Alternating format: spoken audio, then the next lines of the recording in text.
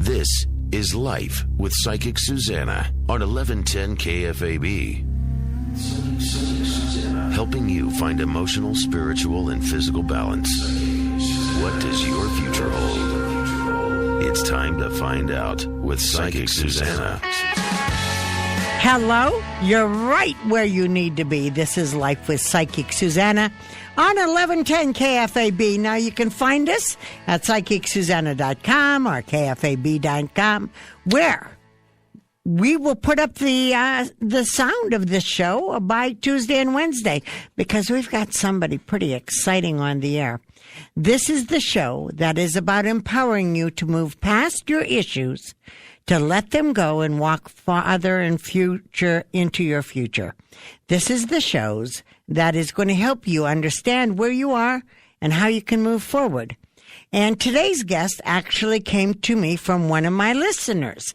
It is from Mickey from NP Dodge. She sent me a little note saying, you know, this guy's a great writer. Why don't you look about having him on? And then I had my Chantel, I have book readers, who is with the transpersonal health, and she read the book, and she gave me a book report. In the book report, she says, can I keep the book? And this is a book you're probably going to want to go out and get. We are talking to Dr. Jonathan Ellerby. He has written a book called The Inspiration Deficit Disorder, the no-pill prescription to end high stress, low energy, and bad habits. Welcome to the show, Dr. Ellerby. Thank you so very much. I'm happy to be here. Now, Dr. Ellerby, how did you get involved into motivation, into the field you are now? Now, what is it you do exactly right now? Well, right now, aside from writing and speaking and traveling, trying to help people in workshops and seminars, my day job, you might say, is spiritual program director at the Canyon Ranch Health Resorts. Okay, and how did you get to become a spiritual director? What started you on your path? Well, I have to say that a lot of times when people ask questions of people like me in my field, the story usually involves being on another very different path and then running into some kind of life crisis that turns the tables, and suddenly we realize the importance of personal growth. And I'd kind of like to tell you that story because I think people like those stories. Truth is, this has been my passion since I was a child. Wow, and wonderful. From the time I was really old enough to read, I was trying to, understand what make people tick and what is health, what is spirituality, and really I think a lot of listeners can relate because of the nature of your show.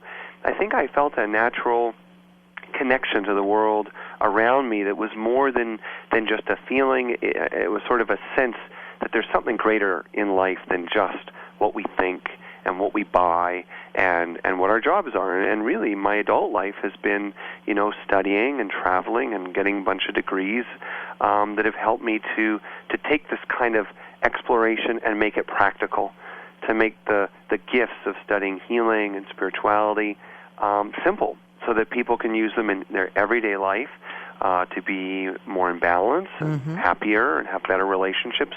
And interestingly, better health. Now, do you believe that the spiritual and the physical are tied together in one aspect? What I want to say is that at the beginning of my journey, it was a belief.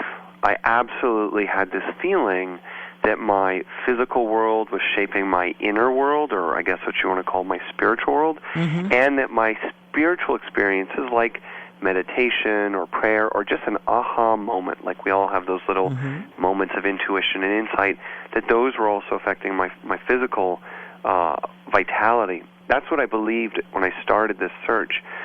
But after traveling extensively and working in mainstream Western hospitals and working quite a bit with physicians and the Western scientific view on this, I'm absolutely convinced that spirituality and physical health are connected.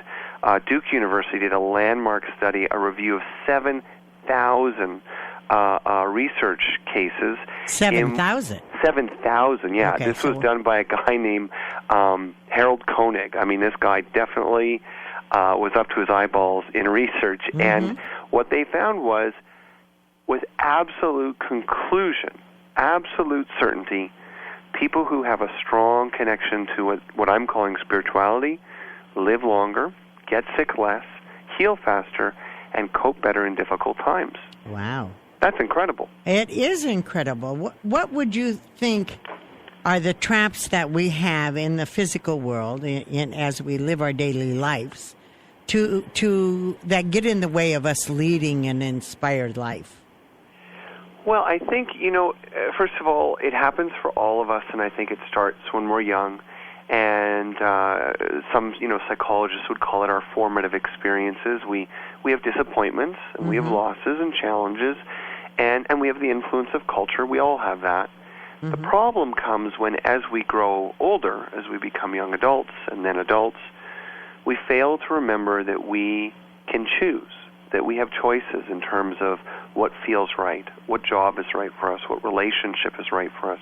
And many of us unconsciously take on roles, responsibilities, and ways of looking at the world that we don't really feel deep in our hearts, but it's just what we're used to.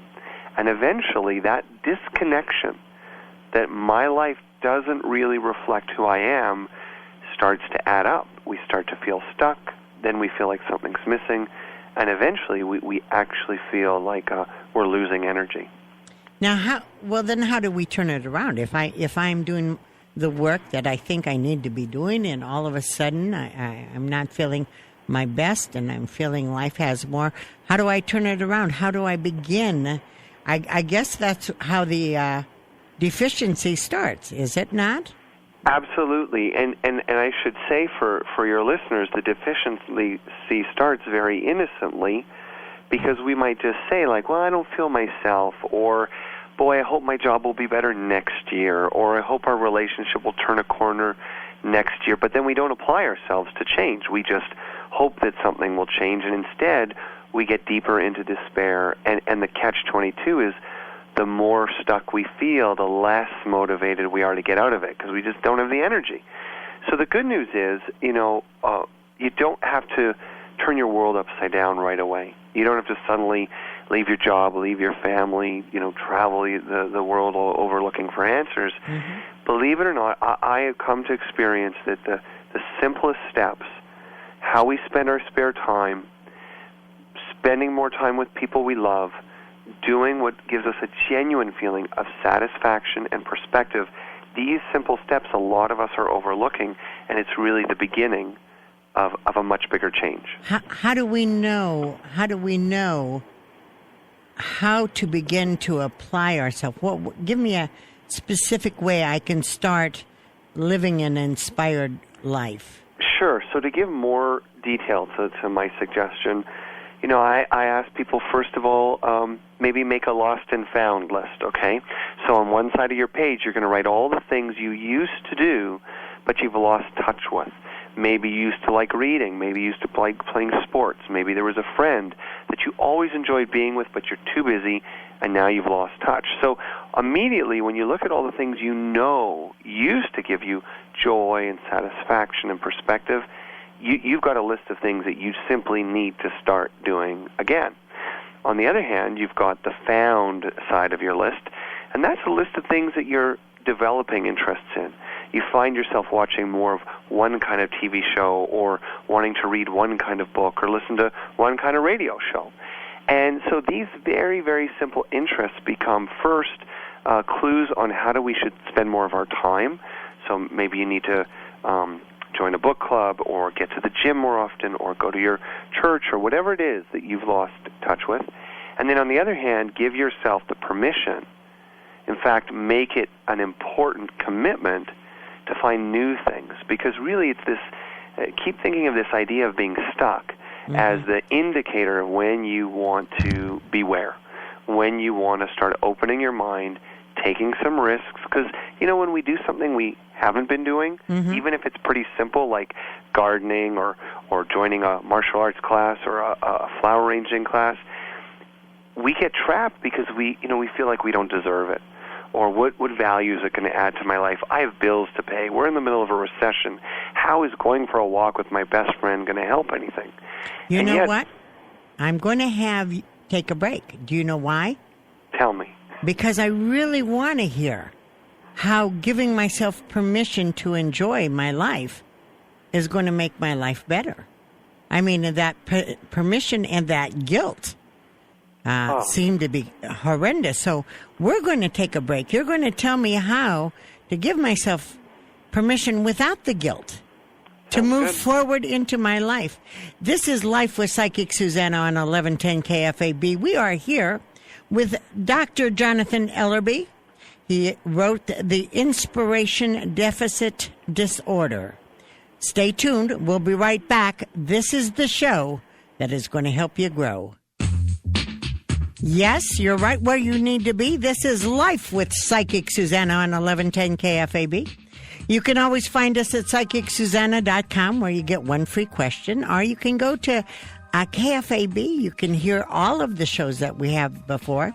You know, this show is just about empowering you and giving you answers to questions you might have and not even know you have. We want to help you to move forward and move into a healthier life. And right now, we're talking with Dr. Jonathan Ellerby. He has written The Inspiration Deficit Disorder. You can also find him at jonathanellerby.com. Dr. Ellerby, tell me, how can I give myself permission to live an inspired life without the guilt? Well, here's one of the secrets that I've found to working with emotions over time, and it may even sound a little shocking to some people, and in some cases shockingly simple. And it's to remember that emotions want to be felt, but not acted from, which means it's okay to feel guilty and do it anyway. It's okay to feel fearful and do it anyway, because really there's a different place inside ourselves that we have certainty from. So we can know in our hearts that, let's say, a friend has said something that we don't agree with, or that something's going on in our workplace that we don't agree with. We know, you might say, in our heart of hearts or our gut. So there's clarity there. Maybe we just call it our values. But then we feel some shame interrupting or saying we don't agree. We feel some emotion, discomfort. We don't want to rock the boat. And what I'd say is when you have a choice in front of you that's for your health, that's for your inspiration, which is ultimately going to be for your family, your friends, your work, and everything else, don't let the old emotions that got you caught in the first place keep you stuck. So remember that inspiration is a choice, and it doesn't always start as a feeling. So that's the clue. If you've got clarity in your mind and in your heart of hearts what this activity is, or this next step, even if it's simple, feel the guilt, feel the discomfort, and then do it anyway. If you don't have the courage to do it anyway, then tell a friend or get some support, whether it's your family doctor or a counselor or even a counselor or mentor you might have at work. Let someone know what you're thinking of doing and why, and you'll probably find very quickly someone who'll give you some guidance, some support, and perspective to help you see that the emotions are normal, but they're going to pass over time.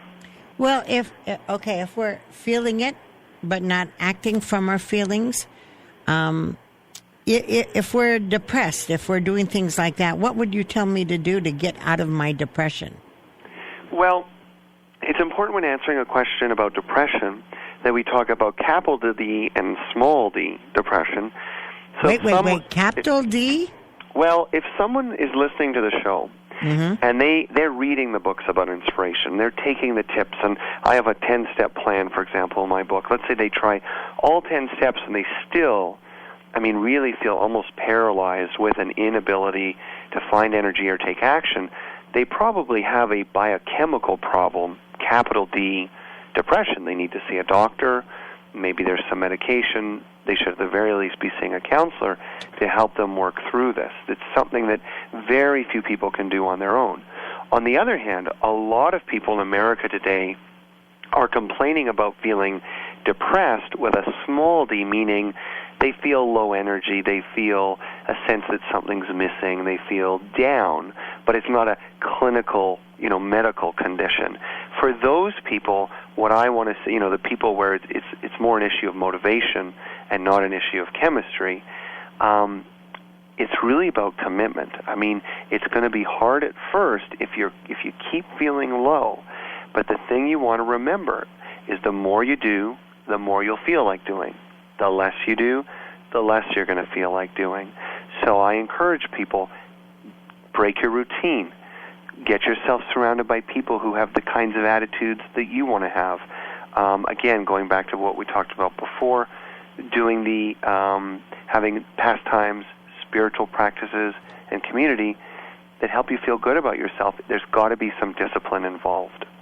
What if you have a fear of changing the routine? I mean, I find a lot of people who sit in their garbage because the garbage becomes comfortable. They don't realize they start smelling, and nobody wants to be around them because they smell like garbage. And they can't understand why people don't want to be around them, even though they've got the garbage. So what if we have a fear of stepping out of the garbage? How do we move past that fear?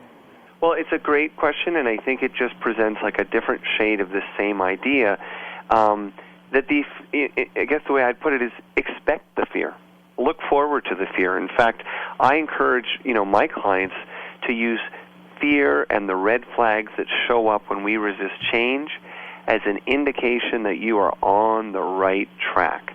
Because let's face it, for a lot of people, they don't understand why fear would be a part of something good, or why being uncomfortable would be part of something good. Most of us are given the message, particularly on television these days, that everything that's good for us should be easy, it should be quick, and it should feel good right away. Right. And you know what? That's really not the truth. I mean, anyone who tells you that is probably trying to sell you something. And what I try to do with people is empower them with what's more realistic.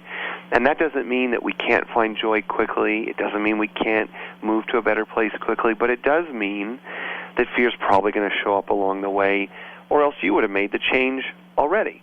So just knowing that fear is normal, a little self-doubt, shame, or discomfort, it's all normal.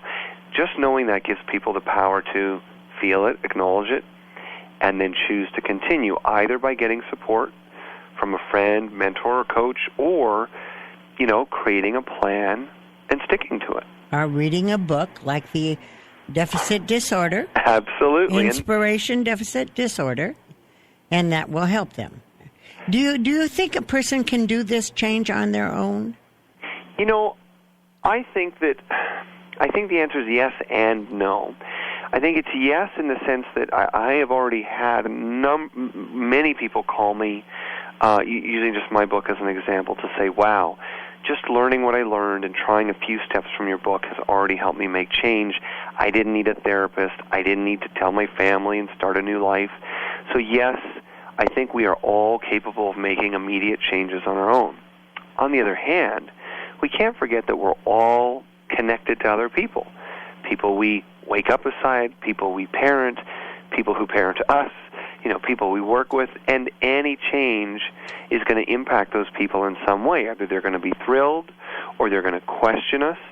So I think that people who want to create change that are listening to this, they need to be encouraged. You can make meaningful changes on your own, but you're also going to have to involve other people at some point. In some cases, just letting them know the changes that are coming, and in other cases, asking for help. Okay, we're going to take another little break. When I come back, I'm going to ask you, what if my partner doesn't want me to change? What if my partner has learned to embrace my garbage? How do I move out of my garbage with a partner who may not be supportive of me in my change? We will be right back with Dr. Jonathan Ellerby. He wrote the book, Inspiration Deficit Disorder, the no-pill prescription to end high stress, low energy, and bad habits. We will be right back. This is Life with Psychic Suzanna on 1110 KFAB. Psychic Suzanna. Can't get through on the radio show? Call Psychic Suzanna anytime at 712-276-9349. That's 712-276-9349. Or visit her webpage, PsychicSuzanna.com. Okay, you're back with Life with Psychic Suzanna on 1110 KFAB. You know, if you belong to the Facebook Life with Psychic Suzanna, you would have heard about Dr. Ellerby being on with us today. You can also join us at Susanna Stickney on Facebook. Dr. Ellerby, do you have a Facebook? I do. It's Jonathon Ellerby, PhD, and I think even if you spell it kind of poorly, you'll still find it, or you can get there through my website, JonathonEllerby.com. You know, I'm going to ask, can you stay on, because our time just went through too fast, and you are giving us knowledge that we can put into our life tomorrow, this moment, our next moment, to being better. We'll be right back with you, Dr. Ellerby. If you'll hang on, we're coming back.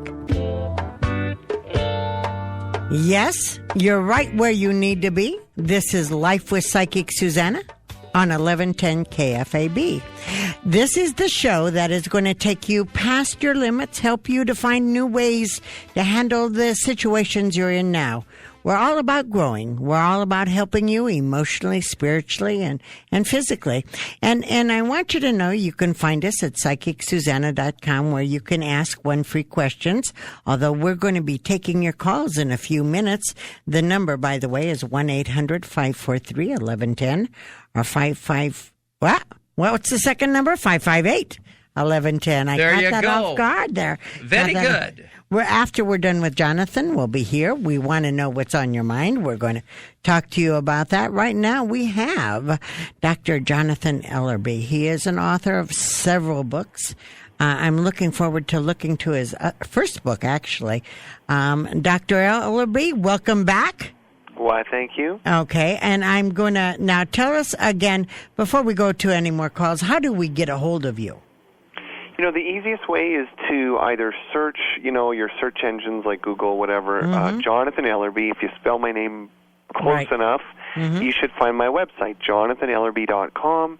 And from there, you find links to Twitter and Facebook and YouTube and all these crazy ways we're in touch now. Isn't this amazing? Isn't the computer amazing? It's amazing. And Sweet I have to actually Jesus, say, yeah. since you asked, I have learned to use Facebook in a way that's not just about, kind of hearing all the details about people's lives that we don't want to know, but kind of like your Facebook page. It's about building a community of people that are sharing information and ideas. So I encourage people to use technology in a supportive way. It is possible. I always try to, on my Facebook and my deal, is I always try to give them a little bit of what I'm going through and a little bit of inspiration. I try to give them my intention and hope they adapt it to themselves. So as we're talking, as we're growing and we're getting with our wonderful intentions, what if my mate doesn't want to go there with me? What if my children won't let me get evolved?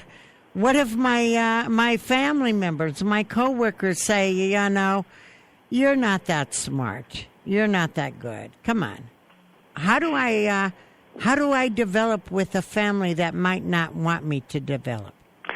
So again, another great question. The first thing I have to say is this is more common than most people realize. So if you are considering a change, even if it's just as simple as a different church or reading new books or spending more time with a different friend, you don't be surprised that people who are close to you may feel threatened, because people get comfortable with what they know, and when they see change, whether it's good change or not, very often they'll try to pull you back, sabotage it, get in the way. So the first thing that people really need to do is stay on track. So have a clear picture or vision of what it is you're trying to create for yourself. And before you worry too much about, am I in the right relationship, or should I change my relationship with this person or these people, work to get strong in yourself.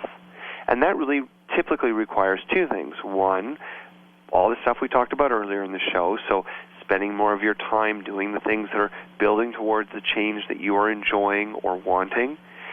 And two, even though it's not easy, I got to say, getting someone on your side whether you have to pay a coach or a therapist or just spending a little time with a good friend talking it through, it's going to make a big difference, especially when it comes to how we struggle with our relationships. Because where we get hung up is we don't know to what degree are these people trying to hold me back, and to what degree are they trying to protect me.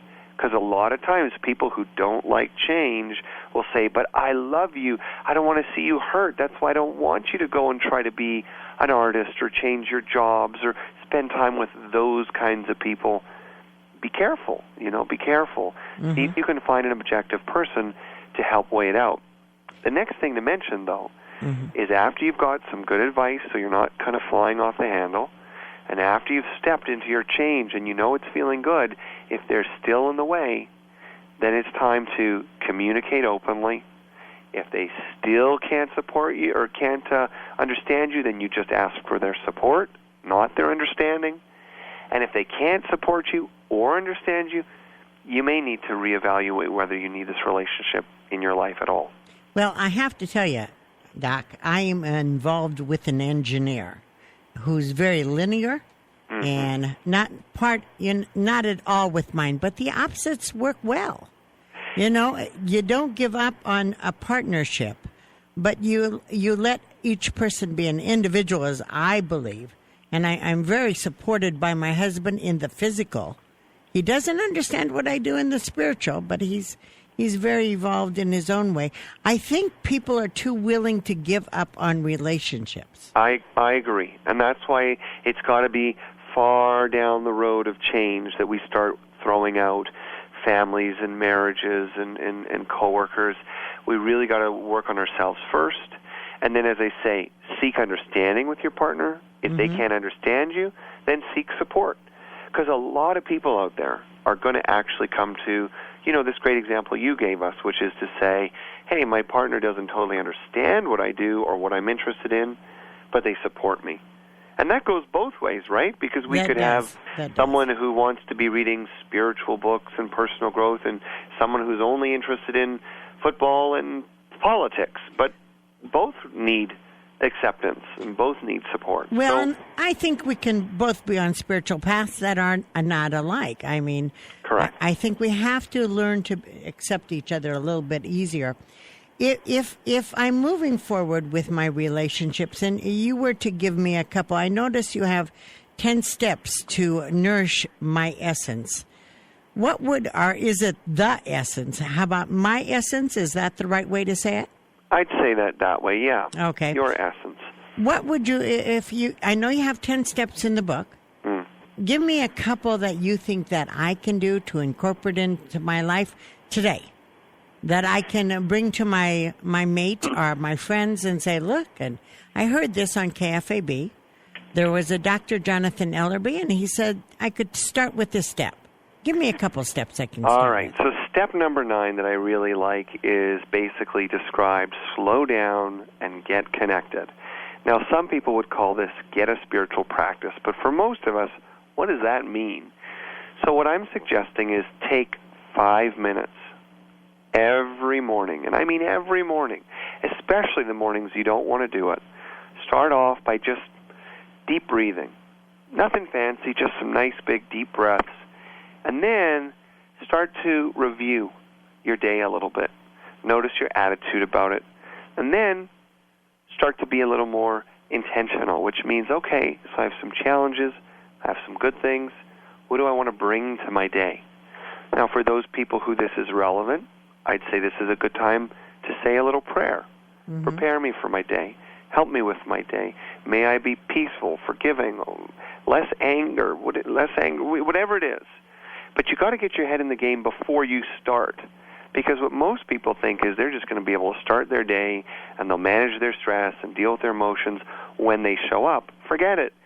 Any good athlete knows you got to prepare yourself for your performance before it begins. And so take 5 minutes every day. Revere your priorities. Have a clear vision for your life, your health, your relationships. Be with your breath. And focus on what you're grateful for. Because remember, no matter how hard it gets, if you're listening to this radio show, then you probably live in a country where there's a lot of freedom, there's a lot of choice, And there's a lot more help out there than you realize. I mean, most of the world doesn't have it quite so good. You know, I do appearances, and this is going to, and one of the cards that I give them is, the first thing is to take their breath and understand that the breath is their connection with spirit. Absolutely. And I actually have people sit at my table when I'm doing a consultation and have them find their breath, because they seem to be disconnected. They don't understand that as they are a part of spirit. Is there a way that we can continue and move that farther so they can say, you know, I'm here on purpose. I'm here for a reason. Is there any thoughts you have with that? Yeah, you know, let me tie this to another one of the points then, which is have a vision. And what that means is you actually take the time to slow down, no TV, no telephone, no music, 5 minutes this weekend, half an hour this weekend, or even tonight, and ask yourself, if I could look back at my life 2 years from now, what would I be seeing if I were feeling proud and grateful and like I'm living my fullest? So imagine you're 2 years from now looking back with deep satisfaction, what would be going on? And then write that down. Write those words down, whether it's a little paragraph or just point form. And then you can use that vision in your morning meditation.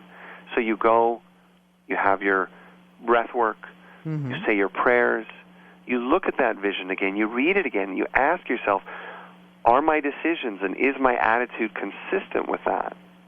And if not, what do I need to adjust? Just one day at a time, what do I need to adjust? And the final thing that I would also add to deepen this morning practice or this breathing practice, bless what you struggle with. Too many people who call themselves prayerful. Bless what you struggle with? Bless what you struggle with. Really? Yes, because most people, right, we pray and bless everyone we love, right? Right. Oh, bless George, he's so good to me. Bless Sarah, you know, she's my best friend. Oh, and then we say, oh, you know, we say all kinds of things I won't say on the air about Joe across the street or Rex I work with or Sarah I don't understand. But those are the people that need your blessings. And here's the important thing. If a prayer, if a blessing can really create change in the world, then why wouldn't we try to help change those we're struggling with? And second of all, even in those times where it doesn't change the situation, it'll change our attitude towards it. Because in the moment you're blessing someone, it's changed your appreciation of them. It's made them more human. It's made you more forgiving. And so we may not like everything we see in politics, but you know what? Bless them. We may not like everything our neighbor does, but bless them, which means hope for the best for them, wish the best for them, and know that everyone, believe it or not, is doing the best they can given the life journey that they have come through. I must tell you, I am blessing the fact that you have honored us with your voice, your information on my radio show. I'm very honored that you've been with us. I'm talking to Dr. Jonathan Ellerby. Please find him on jonathanellerby.com. You also, please join our Facebook, and you will find out about him and others who are coming up on the show. Again, thank you for being with us. I will look forward to talking to you again and empowering the audience with your thoughts. God bless. Thank you so much. God bless. Have a great day. Okay. This is Life with Psychic Suzanna. You know, we're coming back, and we're going to be taking your calls. Yes, your calls. And the numbers to call us at are 558-1110 or 1-800-543-1110. Wasn't he awesome? So come back. Listen, grow with us. This is the station that is going to take you past your limits into your future. This is the 50,000-watt cultural revolution right here. Life with Psychic Suzanna. We'll be right back. Life with Psychic Suzanna on 1110 KFAB.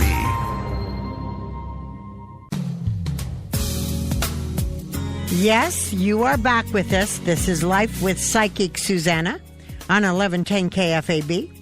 Now, Jim, yes, we need Susanna. to let people know what the numbers are. Do you have them down? Yeah. 1-800-543-1110 or 55